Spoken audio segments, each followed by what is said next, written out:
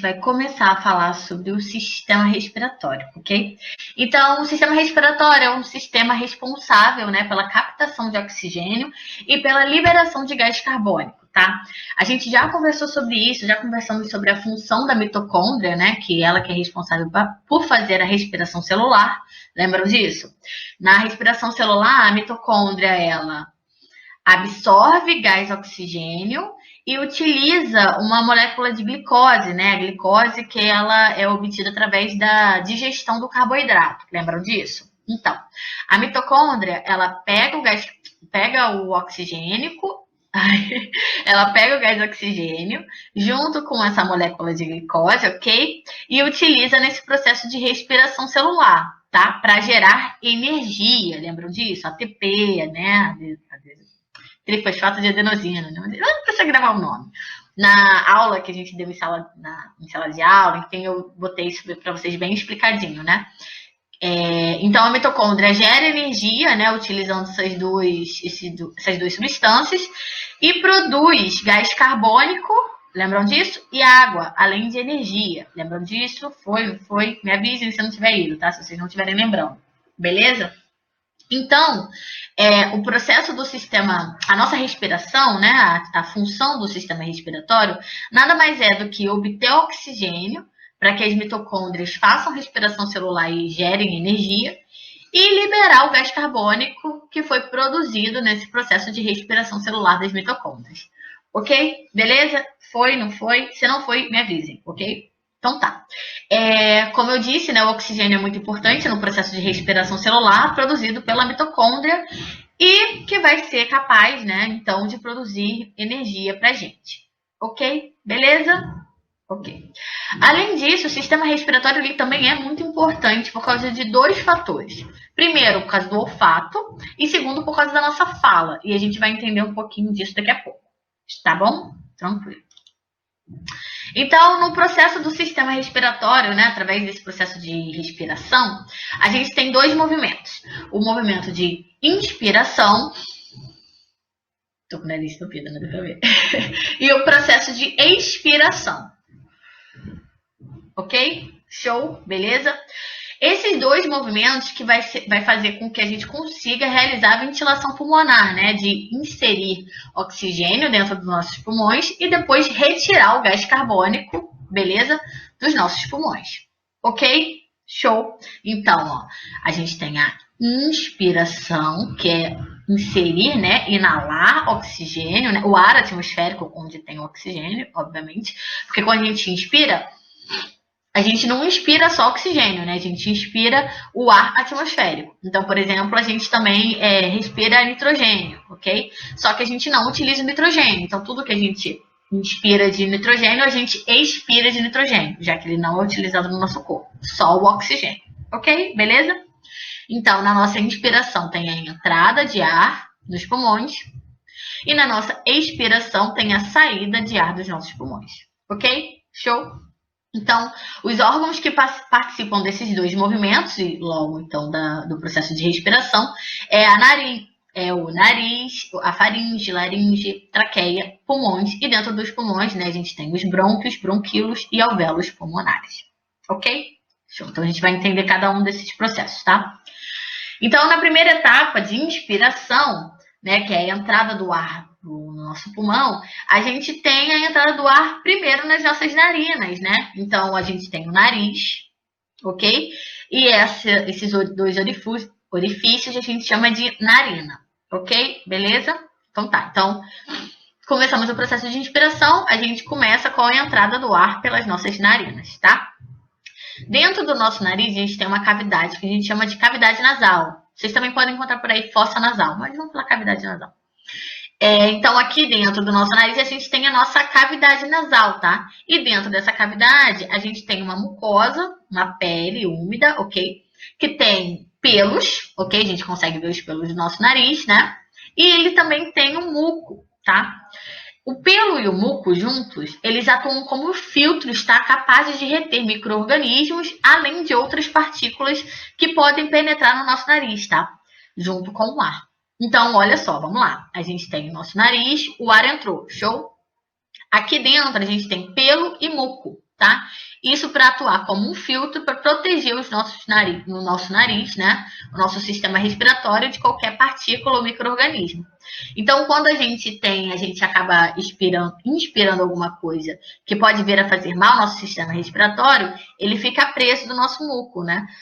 O muco nada mais é do que aquela meleca que fica aqui, né? Essa meleca nada mais é do que uma aglomeração de muco, ok? Uma produção exacerbada do muco que acaba prendendo essas substâncias que podem vir a nos fazer mal. Ok? Beleza? Foi? Então tá. Além disso, uma outra importância dessa mucosa, né, do nosso nariz, é que é ela que vai aquecer e umidificar o ar, tá? Para que ele entre em condições ideais no nosso sistema respiratório, né? No resto do nosso sistema respiratório. Um outro ponto importante é que tem uma imagem aqui, ó. Um outro ponto importante é que a percepção dos odores, né, o nosso olfato, ele ocorre por causa de um epitélio olfatório, beleza? De um conjunto de células e de receptores que a gente tem aqui, ó, na parte superior da nossa cavidade nasal. Então é como se fosse a nossa cavidade nasal seria como se fosse isso aqui e ela estaria mais aqui perto, mais aqui em cima, mais próximo aos olhos, tá? Então, é nessa região que a gente tem os receptores de odor, tá? A gente sente o odor nessa região em cima da cavidade nasal. Ok? Beleza? Então, a gente tem o ar entra pelas narinas, entra aqui na cavidade nasal, beleza? E aí o ar desce pela nossa faringe, que a gente já estudou, né? No nosso sistema digestório. O ar desce pela faringe até entrar aqui na laringe, né? Com a abertura da epiglote. Não precisa gravar nome, tá? Nomes não precisam gravar. A gente só tem que entender o processo, beleza? É porque é bióloga, né, gente? Sou bióloga, eu gosto de nome, mas não precisa gravar nome nenhum, não. Uma curiosidade agora, né? Por que quando a gente está gripado, a gente não sente gosto? Vocês já pararam para pensar nisso? Quando a gente está gripado, a gente não sente gosto de nada. Ué, o que tem a ver, né? Nosso nariz entupido com o fato da gente não sentir o gosto na nossa língua, né? Então, vamos lá. O processo de sentir gosto, tá? Na verdade, é uma junção de coisas. É a junção do nosso olfato com o nosso paladar, ok? O olfato depende dessas células que eu falei, né? Que são esses receptores que a gente tem aqui no nosso nariz, ok? Só que o nosso paladar, ele depende da nossa língua, né? O nosso paladar depende de papilas gustativas que a gente tem na nossa língua, ok? Beleza? Só que qual é a questão? Na nossa língua, a gente só consegue sentir 5 sabores, ok? A gente sente salgado, doce, amargo, azedo e umami, tá? Umami é um novo sabor que descobriram tem pouco tempo, tem alguns anos só. E ele é o sabor de Ajinomoto, sabe? Então, são os sabores que são derivados dessa substância aqui que a gente chama de glutamato. Se vocês forem olhar aí nesses alimentos que são muito gostosinhos, que tem um sabor muito diferente, você pode ter certeza que vai estar escrito lá, glutamato monossódico. Geralmente tem. Enfim, a nossa língua ela só consegue diferenciar esses 5 sabores, né? Ah, professor, então como que a gente consegue sentir tanto sabor diferente? Por causa do nosso nariz, por causa do nosso olfato. Por causa do nosso olfato, a gente consegue sentir 20 mil odores distintos, ok? Então, é a junção do nosso olfato com o nosso paladar que faz com que a gente sinta o gosto das coisas, ok? Então, vamos lá. A gente tem o nosso nariz, que tem, então, tem o nosso nariz, que consegue ter, então, a informação do cheiro daquela comida, ok? Essa informação junto, então, com o gosto que a gente obtém na língua, e é aqui no cérebro que a gente tem, então, fechado o que é aquele sabor, ok? Entenderam isso? Então, é o resultado das informações que a gente tem da língua, com as informações que a gente tem do nosso nariz, que junta os dois, e aí sim a gente tem o gosto, beleza? Tem o sabor da comida. O cérebro que monta pra gente qual é o sabor daquela comida. Tem um teste que vocês podem fazer para confirmar isso. É só vocês fazerem assim, pega uma banana e um chocolate, quando vocês estiverem gripados, beleza? Quando vocês forem comer, vocês fazem assim, vocês botam a banana na boca, e aí, para vocês, né, botam um pedaço da banana, não precisa ser grande, só um pedacinho, e aí vocês tampam uma narina e cheiram o chocolate com a outra. Se você não se você não ligar para a textura da banana, aquele cheiro da banana, aquele cheiro do chocolate, ele vai se associar com o mastigar da banana. E aí você consegue, o seu cérebro entende que você está comendo chocolate e não banana. Olha que doideira. Muito doido, né? Vocês podem fazer isso com qualquer coisa, mas tem que ser algo que não tenha, que vocês não consigam diferenciar muito o paladar, a mastigação, né? Porque se for uma textura muito diferente, vai ser difícil do seu cérebro entender que uma coisa é outra. Entenderam isso? Foi, não foi? Ok, então, né? Então a gente tem esse ar que foi filtrado, né? Aquecido e umidificado nas nossas cavidades nasais. O que acontece então? Esse ar, ele desce, né, pela nossa faringe e entra aqui na nossa laringe, ó. Daqui para baixo, né, até chegar nos pulmões. Só que aqui na laringe a gente tem uma outra estrutura, um outro órgão importante, que são as pregas vocais, ok? São graças às pregas vocais que a gente tem o nosso som, né, que a gente tem a nossa voz, ok? Beleza? Então, pessoas que machucam as pregas vocais, elas geralmente não conseguem falar, ficam com dificuldade de falar, tá? Então, desce aqui pela laringe, né, passa pelas pregas vocais, ok? Desce aqui pela traqueia, né? A gente consegue sentir a traqueia aqui, né? Que a gente sente aqueles ossinhos, né? Então, aqui já é a traqueia, ok? E aí, a gente, no final da traqueia, temos, então, os brônquios, tá? Antes disso, na traqueia, a gente tem um muco, ok? Que é produzido pela essa região, que é uma última etapa de filtragem do ar, tá? É nesse muco que alguma bactéria, alguma partícula que tenha conseguido passar pela cavidade nasal, é aqui que ele vai ficar preso, ok? Ok. Então, ok, o ar chegou aqui nos brônquios, né? Que são essas primeiras ramificações aqui maiores, tá? E vai ser a partir dos brônquios que esse ar ele vai se bifurcar no nosso pulmão, tá? O pulmão é um órgão esponjoso que possui os brônquios, os bronquíolos e os alvéolos pulmonares. O que são isso, né? Os bronquíolos são ramificações do brônquio, tá? E aqui na ponta dos bronquíolos a gente tem esses alvéolos pulmonares aqui, ó. Beleza? Esses alvéolos pulmonares são bolsas pequenininhas, tá? Que estão cheias de capilares sanguíneos, né? Cheias de vasos sanguíneos. É nessas bolsas aqui, ó, que ocorre a troca gasosa. Então, o oxigênio entra no vaso sanguíneo e o gás carbônico sai desse vaso sanguíneo. Então, ó, o vaso sanguíneo aqui vermelho é o cheio de oxigênio e o azul, ó, é o cheio de gás carbônico, tá? Então, olha aqui. Ó, o vaso capilar cheio de gás carbônico que passa para o alvéolo, né? E o oxigênio que está no alvéolo vem para os vasos capilares, ok? Para os vasos sanguíneos. Beleza? Então, é nos alvéolos pulmonares que ocorre a troca gasosa, ok? Entenderam isso? Então, show. Então, pessoa, se eu botar numa questão assim, onde ocorre a troca gasosa no pulmão? Não adianta falar só que é no pulmão, é nos alvéolos pulmonares, ok? Beleza? Então, show. Ok, então o oxigênio passou dos alvéolos para os vasos sanguíneos, né? O gás carbônico faz o processo inverso, então, tá? Ele passa dos vasos sanguíneos para os alvéolos, passa pelos bronquíolos, passa pelos brônquios, sai do pulmão, vem para a traqueia, sobe a traqueia aqui, ó, passa pela laringe e sai pelo nosso nariz, ok? Beleza? Tranquilo isso, né? Sai por onde? Pela nossa expiração, tá? Um ponto importante é o seguinte: tanto o movimento de inspiração quanto o movimento de expiração, eles dependem do movimento do músculo e do diafragma, ok? Então, olha só esse exemplo aqui, ó. A gente tem o nosso pulmão, ok? O nosso pulmão está dentro de uma caixa torácica, ok? Então, tem várias vértebras aqui, ó, cobrindo vários ossinhos que cobrem e protegem o nosso pulmão, tá? O pulmão, ele tá em cima de um músculo, em cima de uma estrutura que a gente chama de diafragma, ok? Beleza? Então, tranquilo. O que acontece? Quando a gente inspira, o que acontece, na verdade, é uma contração desses músculos intercostais, ok? E do diafragma. Então, olha só. O estado natural do diafragma é próximo a esse aqui, ó. Ok? É o estado relaxado do diafragma, tá?